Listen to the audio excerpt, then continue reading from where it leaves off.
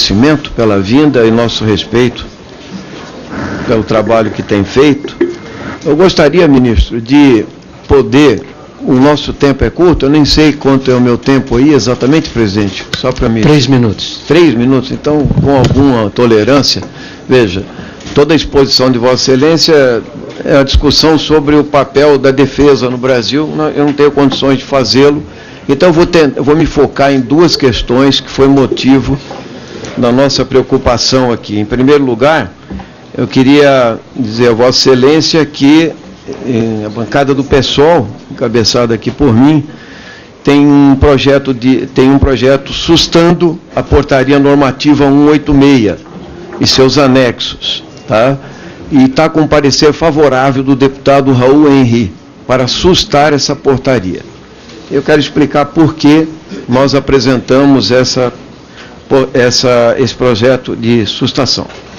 Primeiro, presidente, eu entendo o seguinte, né, Vossa Excelência começou colocando, inclusive, o papel das Forças Armadas é a defesa da pátria, ou seja, externa. Qual era o grande erro, Vossa Excelência deve ter reconhecido, porque a primeira medida que foi emitida, a portaria, foi a 3461, né, e ela carregava dentro dela, e os cacuetes permanecem também na nova medida, a portaria 186, né, a ideia de um inimigo interno e das forças oponentes. Eu acho que nós não podemos mais trabalhar com essas categorias de lei de segurança nacional, entulho autoritário, resquício da ditadura. Nós não temos condições de trabalhar mais com isso. Uma coisa, presidente, é o uso das Forças Armadas em caso de guerra, proteção de fronteiras, etc.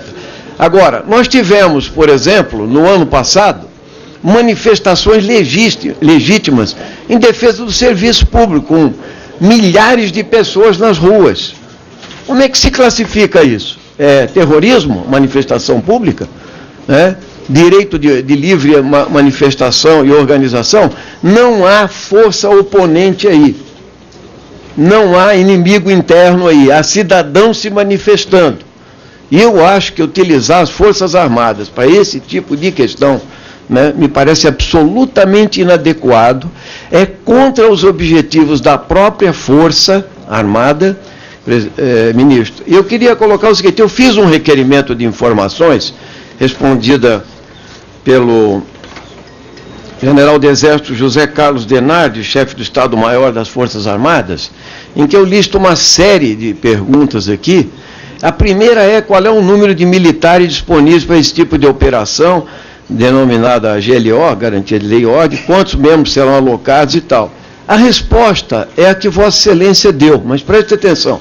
O emprego das Forças Armadas é autorizado pelo Presidente da República, solicitação do governador, estatuído na Lei Complementar 97 de 99 e no decreto de 24 de agosto de 2001.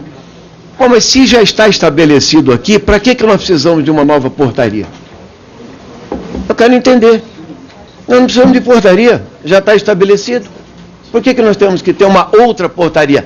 Exatamente para qualificar um receio de que, frente à posição, frente à insatisfação popular que existe com a Copa do Mundo e com a comparação do padrão FIFA e dos serviços públicos inadequados do nosso país, de saúde, educação, de transporte, então talvez tenha que se usar uma força maior, que eu entendo que não deve ser as Forças Armadas. Em hipótese nenhuma. Vamos concluindo? Eu quero concluir, mas em 3 minutos eu não consigo nem dialogar com o ministro. São 16 inscritos. Mas eu sou proponente, eu acho que os proponentes teriam, se eu não me engano, regimentalmente... Precedência, mas não é convocação, é convite, então com o tempo padronizado. Eu fiz convocação, né? Quem fez convite foi outra... A comissão decidiu pela Peço a Vossa Excelência a tolerância necessária. Só vou tolerar mais que aqui é o Brasil, não é Cuba, né, senhor presidente? Senhor presidente, é bom lembrar que aqui é o Brasil, não é Cuba. Deputado Ivan. Começou a provocação. Presidente, eu queria primeiro colocar a Vossa Excelência o seguinte, que eu acho que o relatório do deputado Henry, inclusive, ele é bastante claro nessa questão, Ele fala, inclusive, sobre a proibição que está na portaria sobre o acesso das Forças Armadas. Isso é uma coisa a ser tratada por outro ministério, não da Defesa. E a segunda é que eu acho que manifestações sociais e populares não podem ser tratadas como forças oponentes, e eu acho que não deve ser utilizado as Forças Armadas. E uma última pergunta, ministro, é a seguinte: eu ouvi nesses últimos tempos e depoimentos de torturadores como Paulo Malhães e outros, nessa enxurrada que caracterizou aí a comemoração dos 50 anos do golpe de Estado de 64, o golpe militar, né, que muitos na sociedade civil brasileira querem a revisão da lei de anistia. E a própria Comissão da Verdade está encampando essa decisão. Ouvi também de Vossa Excelência, e me parece com a anuência dos comandantes das Forças Armadas, que os centros de torturas que foram utilizados seriam investigados. Eu queria uma confirmação de Vossa Excelência e como é que continua a posição da Presidência da República, do governo, não só de Vossa Excelência, em relação à revisão da lei da anistia, que, na minha opinião, entende, era a única maneira de virar uma página da história do Brasil para, pedagogicamente, para as novas gerações, para as gerações futuras do nosso país, nós temos julgados crimes de mando, de financiamento e de tortura. Senhor presidente, que foram utilizadas, senhor presidente, em outros países, inclusive da própria América Latina.